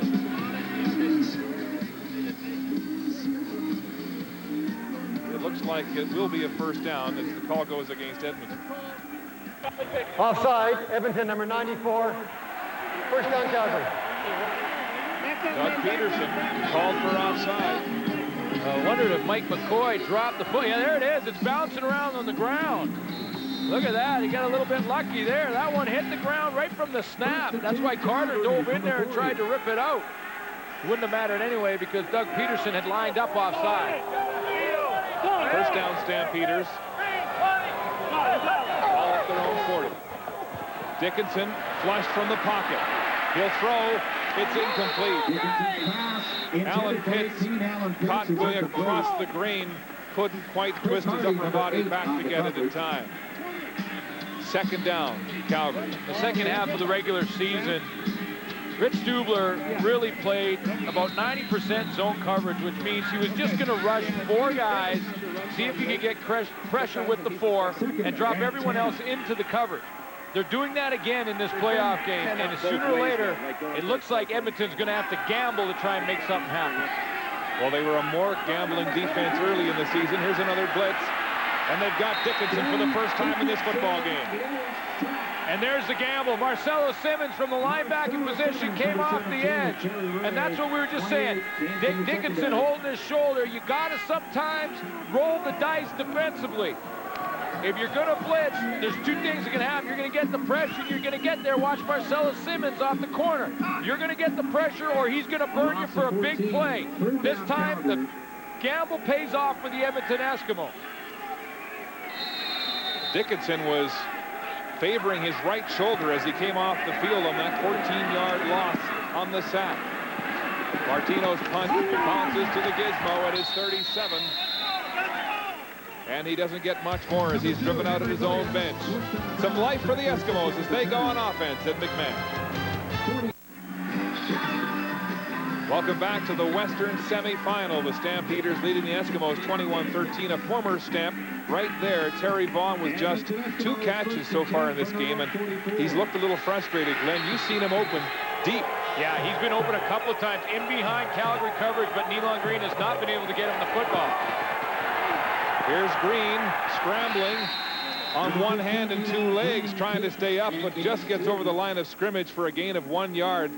Darrell Hall tracked him down. Terry Vaughn has been very vocal this week, talking about the fact that he wants to be used more. And when you look at the regular season, boy, he got off to the great start. In his first 6 games, he averaged 7 catches a game for over 100 yards.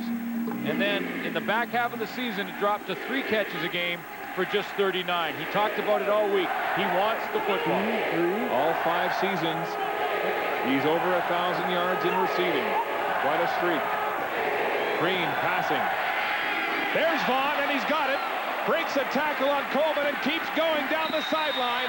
Finally driven out of bounds at the 42 of Calgary. A 24-yard pickup. Speak of the devil. Exactly.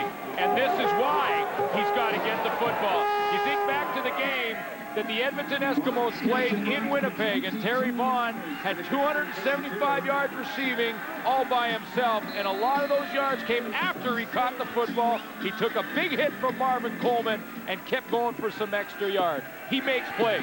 Wow, he just clutched that ball before he took the hit to keep control. First down, Eskimos at the Calgary 42-yard line. They'll pass again in the flats. Mills breaks 1 tackle, stays on his feet. Battles Chadwick Chris for more yardage. Stampeders claiming he was down, but it looked like he stayed on his feet. Coming out of the backfield, the gain will be about 3. Well, you know, for all the young running backs that are watching this game, Troy Mills just gave you a clinic on why you do that drill where you run with the football and put one hand down on the grass. It's just to keep your balance. This is it. Watch the hit. Take some hit down, put your hand down, keep your balance, keep your feet moving, get the extra yard. That's his bad hand, too. Second down. Play action now. Green will pass again. It's complete to Terry Vaughn. And he's hog-tied, but a first down for Edmonton. The Eskimos finally showing some movement on offense. Well, they've gone back to a couple things that they got him here. One is Troy Mills. That time they went back to that formation where they fake the ball to Mills, and then they use the play action and get Nealon Green to the outside, and then go to that third one, which is the pass, and that's Terry Vaughn, and that's where you got to get him involved. Vaughn with 1,057 yards receiving this year to lead the Eskimos. Green now looks like he's calling the play at the line of scrimmage. Stamp showing blitz. Here they come. Deep. Green intended. It's caught. Walters. Touchdown, Edmonton.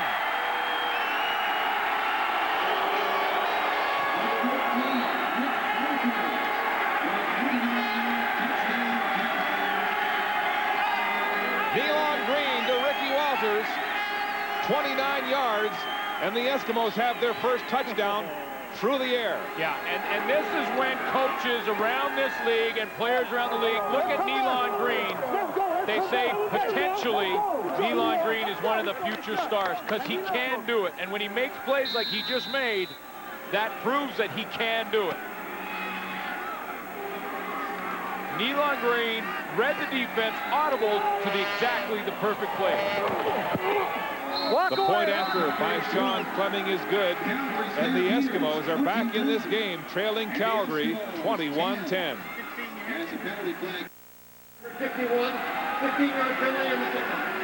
Welcome back to Calgary, where Don Matthews has a huddle on the sideline, and his Eskimo team is suddenly fired up after that touchdown pass of 29 yards to Ricky Walters from Nealon Green. He's got a good arm. Well, first of all, you see all the Calgary defenders. They were sending the house at Green. He audibled at the line of scrimmage, called the play to Ricky Walters to the corner pattern, and Walters lays out to make the tremendous catch and bounce into the end zone. Green audibled the right play and then executed the play perfectly. Well, a face masking call against Alondra Johnson will allow Calgary now to kick off 15 yards closer to the Calgary end zone from the 50. And Fleming will kick it high to Marvin Coleman at his own 7-yard line. Coleman in traffic up to close to the 20-yard line. Jed Roberts makes the tackle for Edmonton. The Stampeders will start on a long field. Number 30 for the Eskimos. Another look at that touchdown catch by Walters, which has suddenly got the Eskimos revived.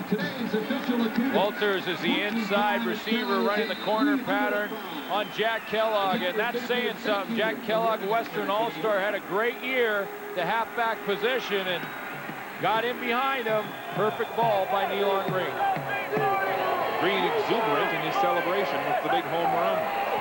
Here's Dickinson, some pressure. He'll step up now and run. Dickinson puts his head down. Dickinson diving across the 25-yard line. Go across the 25-yard line. They'll spot it at the 27. Gain of 8 on the play.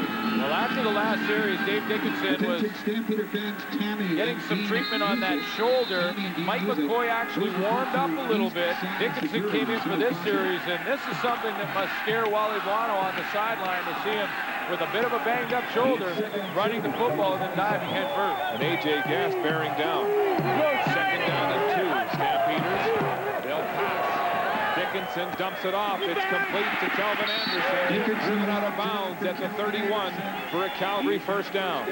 One of the concerns for Wally Buono this week was that he felt in the last game of the regular season against Hamilton, his team played really well in the first half. They came out, played with intensity, and then in the second half, they kind of had a huge letdown, which is why they lost the football game. He's got to be concerned right now that his team doesn't do exactly the same thing, thinking they may have the game in hand.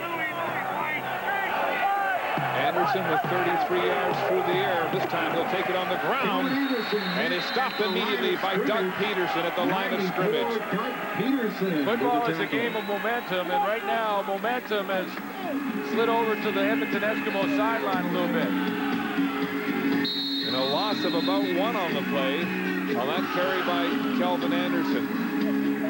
You know, one offensive play from your quarterback like Nealon Green just threw to Ricky Walters can really inspire a defense. Now they think, hey, we got a chance. Second and about 11. Here's the blitz. It's complete. Danielson has a first down for Calgary, very close to the first down anyway, across the 40 to about the 41-yard line. The game was 11. That's what they needed. We'll see where they spot it. And I say when you gamble defensively and you send the blitz like they sent Terry Ray, the linebacker, on that last play, you're rolling the dice a little bit, because with a guy like Dickinson who can dissect the defense, he can read that blitz and get the ball away. First down, Calgary. Jay McNeil just seeing the blitz from Terry Ray, just getting enough of them to knock him off stride, or he plants one right in Dave Dickinson. That's the end of the play. Danielson with the first down. First and 10, Stampeders.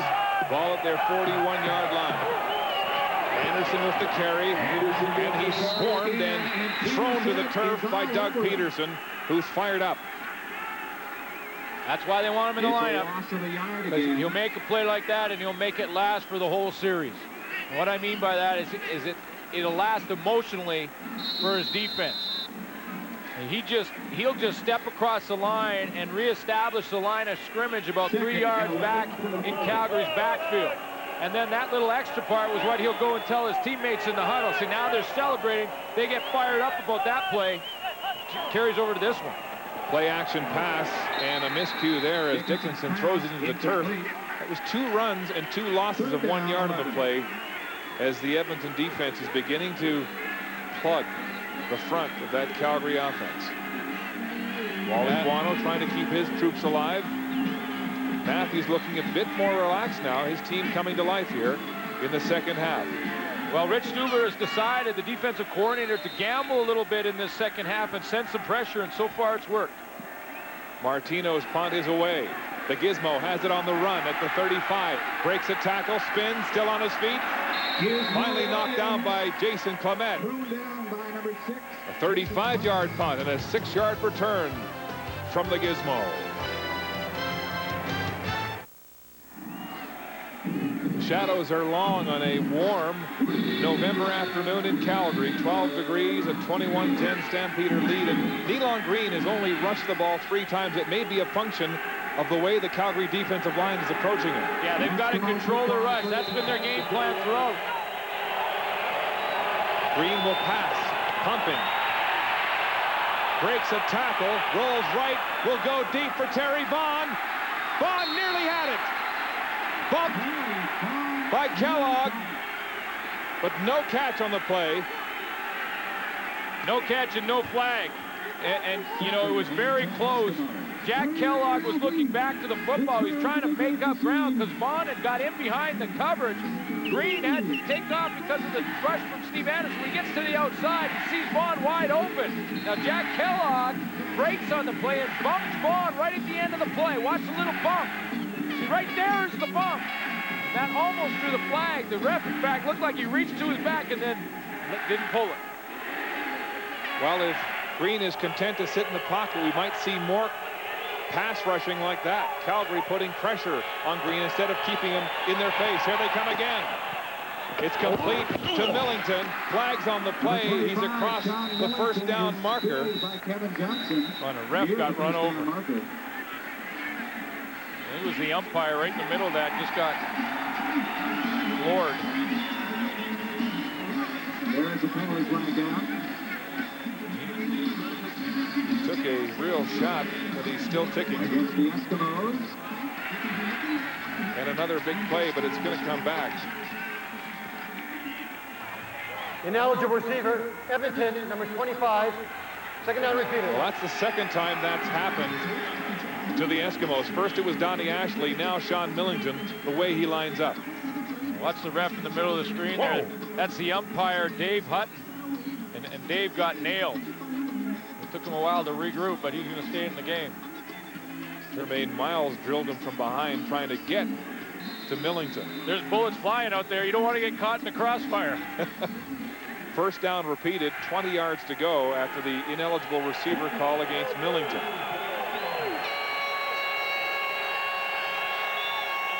Empty backfield. Expect a 4-man rush from Calgary. And that's what they get. He'll flare it out to Herbie. Straight arm, driven out of bounds. Marvin Coleman in support of Eric Sutton. Well, that play obviously is not going to get him the first down. But look to Nealon Green as this game progresses to maybe pump that ball and go deep. See, he's just going to throw this one out to the right of your screen here on the hit screen. But the next progression of this play is to have the fake to the hit screen and have Terry Vaughn and Mark Tolbert go deep down the field and try and catch the Calgary secondary sleeping. Stampeders dropping 8 men off with the coverage on that play. Here's Fleming to punt from his 25. Spiral taken by Travis Moore at the 35, straight up the field, and then hit hard by A.J. Gass and stopped immediately. A 41-yard punt and an 11-yard return by Moore. Back at McMahon Stadium, the O-line, there's beaten St. Germain. Been beaten up in the last few weeks, but looking strong here in the second half. Calgary, though, on offense. Play action pass. Dickinson going deep. Complete to Vince Danielson with 3 defenders all around him. First down, Stampeders. A 22-yard gain to Vince Danielson. Playing on a gimpy knee. Had a bursa-sac injury drained this week. Very painful, Glenn. Safety Chris Hardy right there, number 8 in the middle of your screen, got caught a little bit to the wide field. When Vince Danielson runs all the way across the field like that, you got to get help from the safety. He's got to be in the middle, and Chris Hardy went a little too far the other way. Anderson takes the handoff. Squeezes out a couple of yards. Gain of maybe 3 on the play. Grant Carter making the stop for the Eskimos. Carter reviving his career in the second half of the season at Edmonton after being released by the Stampeders. Seemed to be rejuvenated. 3 interceptions, 4 sacks, and a big tackle there. Your last chance has a way of doing that. Right. and this may have been Grant Carter's last chance. Sorry, released by the Bombers. What I meant to say. Dave Ritchie, Winnipeg, mid-season. Danielson one-hops it, or rather, he was the intended receiver. Dickinson one-hopped the pass. With more pressure on the play. Gas coming into his face. Well, right now, that's what Rich Stubler is trying to do in the second half. Send A.J. Gas, Terry Ray, and Marcelo Simmons. This time, it's Gas's turn. And he's up there forcing Dave Dickinson to throw it when he doesn't want to.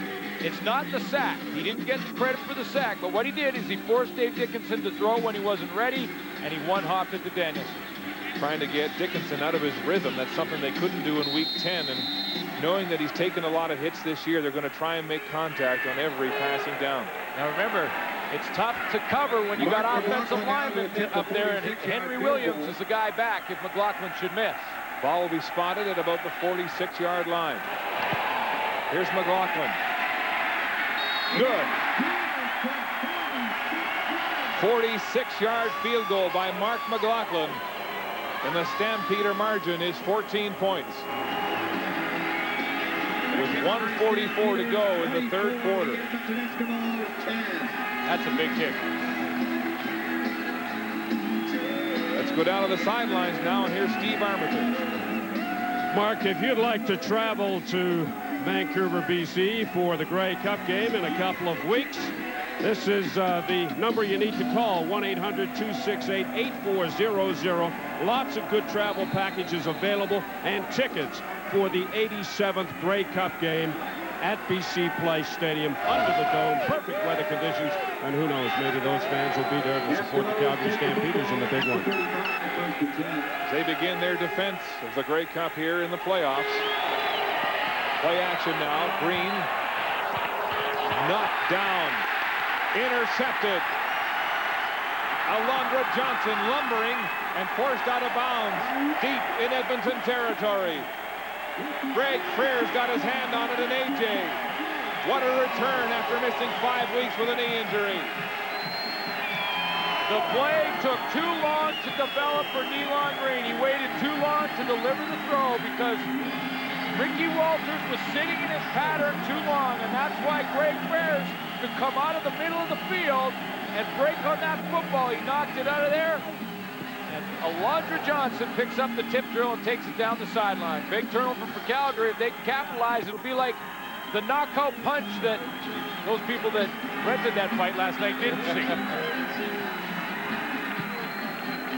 And the pressure, enormous on Nealon Green. He had a hard time seeing where he was throwing that pass. And Val St. Germain is down on the field for Edmonton.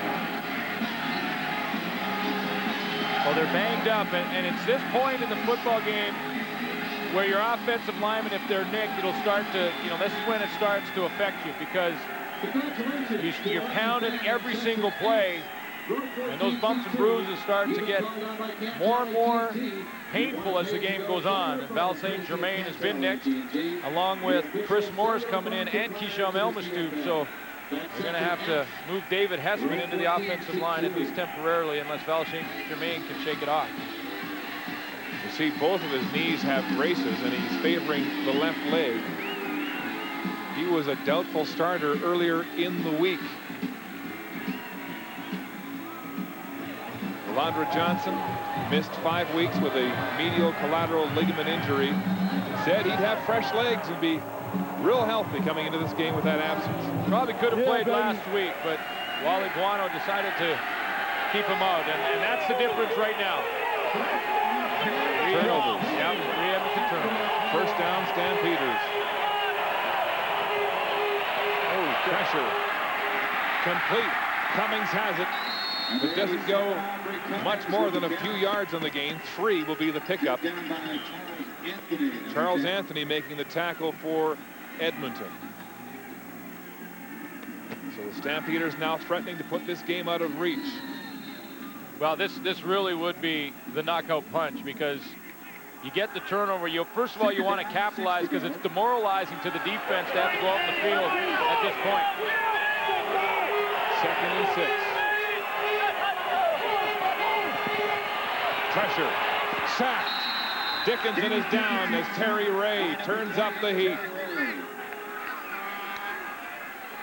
Well, George Cortez saw Terry Ray blitz in the last couple of series, and what he wanted to do was bring in Calvin Anderson. So Cortez drew it up perfectly. Here's what he's wanted. See, Calvin Anderson's going to come in and block on Terry Ray. He drew it up to block the blitz, but that's the human factor. And the human factor, Terry Ray won, because he hurdled Calvin Anderson, who tried to cut block, and it didn't work. Well, Ray at 200 pounds and enormous speed in his rookie season here in the CFL. He was saying the other day he has to use that speed to battle some of the bigger men he has to face. Field goal attempt from the 30. It's good. And so while the Eskimos prevent a touchdown, they give up 3 more, and the Stampeders open a 27-10 lead as the 3rd quarter comes to a conclusion in Calgary.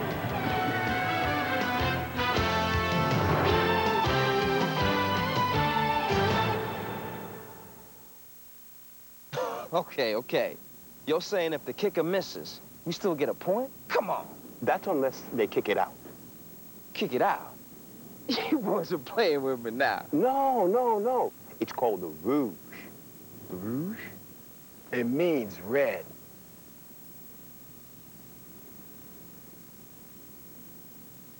Should we tell him about the 3 downs? Hey, Coach! Coach! Nah, I think he's had enough for one day. They're doing it again!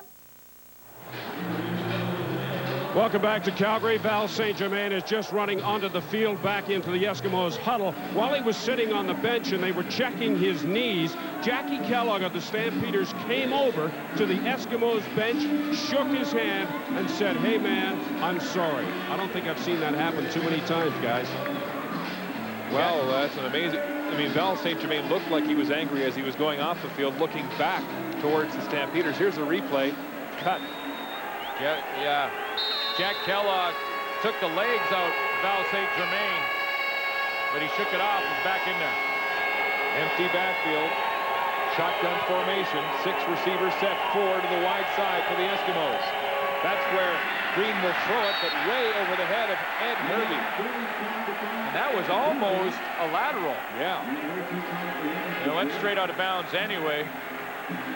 But go back to the Val St. Germain injury. This was on the interception by Elijah Johnson, and you see 57 right there, the middle of your screen, getting cut by Jack Kellogg on the interception return, and he went over there and apologized. It is a fair block, though. Cross-body block just below the waist. But a gentleman in Jack Kellogg will say he's sorry. Well, you never like to see anyone get hurt. St. Germain is staying on the line. 2nd and 10. Green deep. It's complete to Rick Walters. He's still on his feet to the 50. Finally down across the 50-yard line. A big first down for Edmonton. A 26-yard pickup by Walters. Rick Walters is that 5th receiver, and he lines up closest to Nealon Green and really can be a guy that will adjust to the coverage. He was in Saskatchewan last year, has experience in the league. This is his 6th year in the CFL, so he understands what defenses are trying to do, and he's created a target for Green. He has the Eskimo touchdown. First down, Edmonton. Green. Complete to Talbot, close to a first down. But there are flags on the play deep in the secondary of the Stampeders. Usually around the illegal contact area. The ball was thrown away from where the flag is. Yeah, maybe too many men. Stampeders perhaps employing the 13th man on the field instead of in the stands. Wally is upset about that. Talk with George Black. Well, what Wally will like to do on passing downs is 20 players, Calgary. First down, Edmonton. what he likes to do is substitute Eric Sutton, the extra defensive back, onto the field and take out a linebacker. Sometimes Alondra Johnson will even come out, and Eric Sutton and Johnson were on the field on the last play. And that's just communication on the sideline, making sure that you know what formation defensively you have out there and the personnel is correct. So it's 1st and 10, Edmonton. Ball at the Calgary 39. Green has the ball batted down.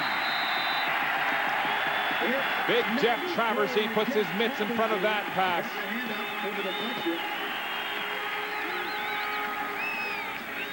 Well, I talked whenever we saw the stats about the rushing for Edmonton. Well, forget about it now. They're behind, and they might as well just drop back and throw the rock, because that's the only way they're going to come back in this game. And yeah, a lot of that passing yardage for the Calgary Stampeders came in the first half. They really have had trouble in the second half moving against this Edmonton defense. Well, the Eskimos have won 5 of their 6 games in the regular season, rushing for 200 yards plus. Way off that today as they go to the air. And a big change up on offense. Here's Green rolling. Will he run? No, he'll throw deep to Terry Vaughn. It's tipped. Oh, and just over the outstretched arm of Vaughn, Jack Kellogg on the coverage for Calgary. When you're a defensive back, you have to make a quick decision when the football is in the air. And I'm talking about it happens just like that. And Jack Kellogg had to decide whether or not to stay with Terry Vaughn or go for the football. He decided to gamble and take a shot at the football, and he just got his hands on it. Here's the gamble right here. Jack Kellogg came underneath Terry Vaughn and dove for the ball. He just got his fingertips on it, because if he doesn't touch this football, see him gamble? Yeah. Cut underneath. If he doesn't touch it, Vaughn's in the end zone with the football in his hands. So a field goal situation for Edmonton, a 46-yard attempt for Fleming. He's already got one from that distance in this game. Ball is down, kicked, and wide. Marvin Coleman has it in the end zone, running some time down, still has it, can get out if he wants to, backtracks, nobody's touched him yet, and finally runs out to give up a single point. But it may have taken 30 seconds before he was finally pushed out of bounds. One for the Eskimos on the missed 46-yard field goal. Stampeders set to go on offense. You know, Dave Dickinson has spread the ball to everybody except this man, 83, Travis Moore, the #2 leading receiver in the CFL, hasn't caught one yet today. Had a great regular season. First year for Travis Moore, over 1,000 yards, and I wouldn't be surprised to see him involved before it's over. First down, Stampeders. The handoff to Kelvin Anderson. Straight up the hash mark. Gain of about 5. 2nd and 5 Stampeders. And Moore, of course, playing emotionally for his own brother Kelvin, who injured his neck with the Cincinnati Bengals this year. Yeah, Travis Moore writes Kelvin's initials on his wristband. He has, since he injured himself in a preseason game in Cincinnati, injured neck. They thought he was paralyzed. He's somewhat recovered and is in rehab now, but has been a real inspiration for Travis Moore, who almost quit the game. They talk every day. Here's Dickinson ducking the rush and is brought down. A sack, and it's Doug Peterson putting the grab on Dickinson. And so the Stampeders will have to punt. Really, the Edmonton defense in the second half have done their job. They really have. When you think about the big turnover from Alondra Johnson, well, the Edmonton defense held Calgary to a field goal. And now they're really doing their job. They're making Calgary punt the football and giving Elon Green the opportunity to come back and try and win this one. Martino's punt taken by the Gizmo. Tries to beat the coverage to get outside. And the Stampeders, Greg Frères is there to meet him on the 30-yard line as the coverage team strings out the return from the Gizmo. Left, but not right. Right now, get a 28-point winter checkup, oil, lube, and filter, tire rotation, and a bonus emergency road kit. All for just $29.95. Only at Canadian Tire. 11 minutes and 12 seconds and ticking left to go in this football game. Wally Buono Stampeders leading 27-11. Did Gizmo Williams fumble this football before he was down? It looked pretty close. It's hard to see his knee when that ball came out. The Eskimos with 6 receivers. Complete to Terry Vaughn over the middle. Kellogg wrestles him to the ground. Short gain on the play. That's 5 yards for Vaughn. And the Eskimos, the so-called vaunted running team, is staying in the air with no running backs in the backfield. Yeah, they have to now, Mark. I mean, they're behind the 8 ball, so to speak. They got to throw the football on every down, and I wouldn't be surprised to see Nealon Green go into the hurry-up offense very soon.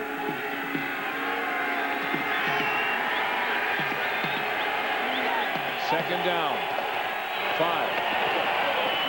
Mills crashing into the Calgary defense to about the 40-yard line. The first down marker is across the 41. They're going to bring him in and measure this. Traversy looks like he's nicked and is signaling to the Calgary sideline. He's got to come out.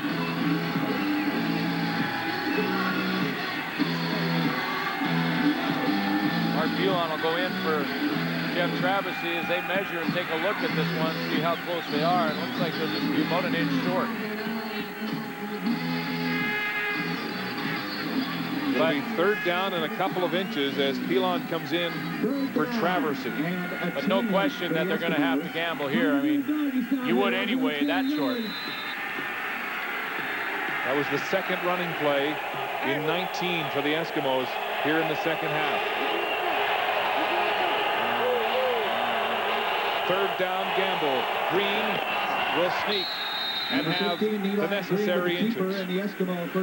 Here's got to be one of the concerns, though, for the Edmonton coaching staff in getting behind. Number one, they've struggled throwing the football. You know, no question about that. They haven't been able to run the football, and you have to credit the Calgary defense here when you compare those numbers. Kelvin Anderson having the better afternoon. Troy Mills coming into the game was going to be featured in the Edmonton offense. And then when you get Nealon Green, a young quarterback, in the hurry-up, you're wondering about his play-calling ability because he's just so young still, and will he be able to call the right plays at the right time? First down, Eskimos. Green with all kinds of time will air it out deep for Herbie. There's Hampton. It's intercepted. William Hampton, step for step on the coverage with Herbie, and he picks off Nealon Green. 8 interceptions in the regular season for William Hampton. That was a big one in the playoffs. The Stampeders take over. You know what I'm saying? I got underneath help. William Hampton just said that's a gimme. His 9th interception of the season, the 4th turnover by the Eskimos. Yeah, and when you get 9 on the year and you're playing like William Hampton did this year, you can bait a quarterback to throw the football. He talked about getting help underneath. That's why he was high and was ready for that ball when it was delivered. Kelvin Anderson carrying the mail for Calgary. Gain of about 5 on the play.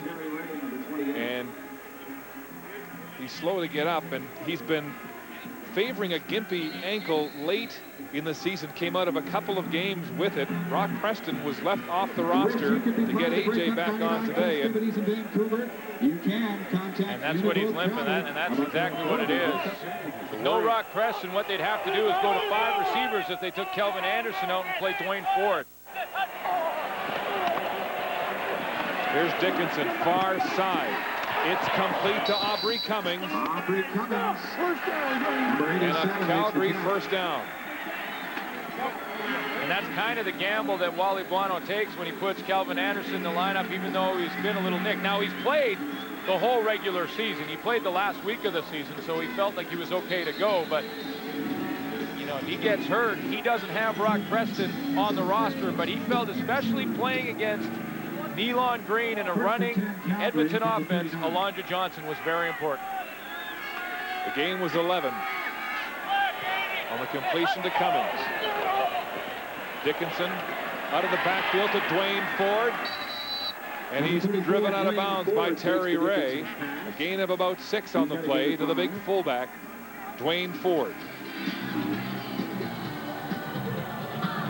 Still looking at Kelvin Anderson's ankle. And at this point in the game, you love to have, if you're Calgary, two backs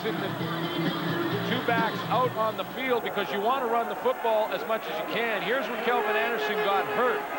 Terry Ray ripped him down, threw him on the ground, and kind of rolled on his legs. 2nd and 5. Flags on the play as it's blown down. But Mark, if you're the Calgary Stampeders, you know, with 7 minutes, just over 7 minutes left, you want to run the ball and chew up the clock. And with Kelvin Anderson Legal on the procedure, bench, Calgary, number 53, still 2nd down. It makes it that much more difficult because when you throw the football, after today's Calgary you you can have bad things happen to you. Well, it's the coffee you can count Marcus on. Crandall is warming up on the sideline and still staying in contact with the offensive spotters for Edmonton. It may be the end of Nealon Green's appearance here in the West semifinal. And it's not a bad call.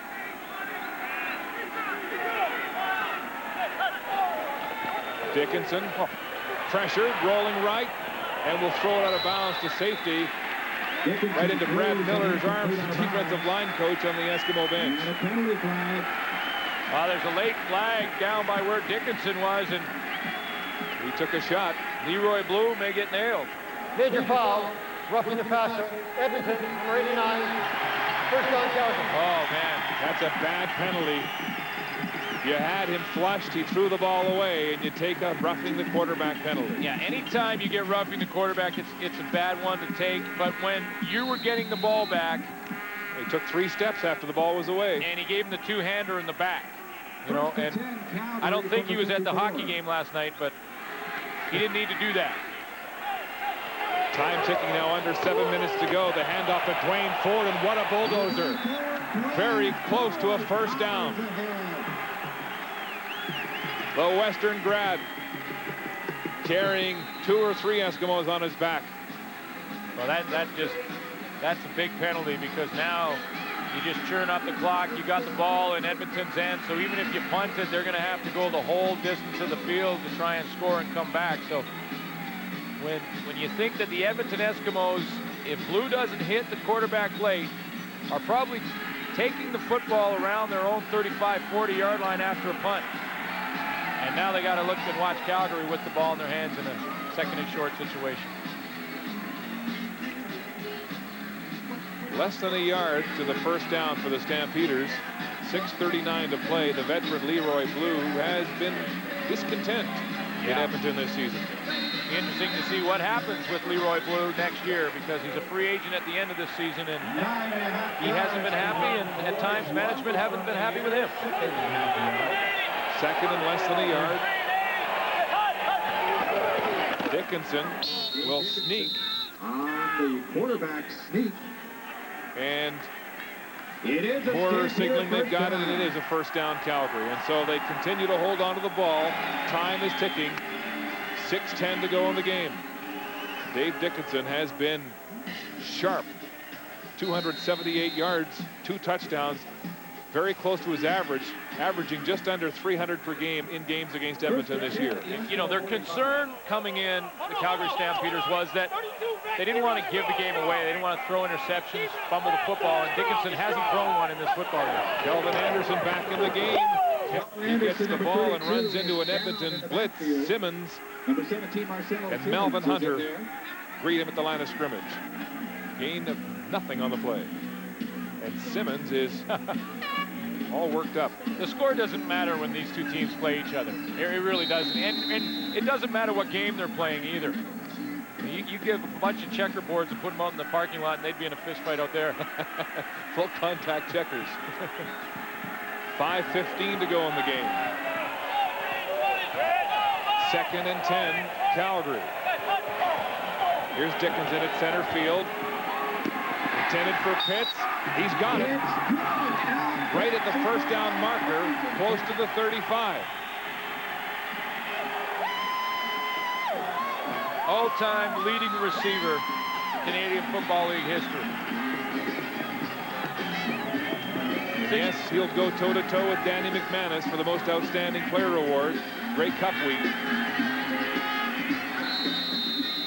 That's what he's done in the playoffs. And that's also updated. Darren Flutie, of course, played today for Hamilton. They won that game. So Pitt's creeping up that ladder as well. 4 more catches and he'll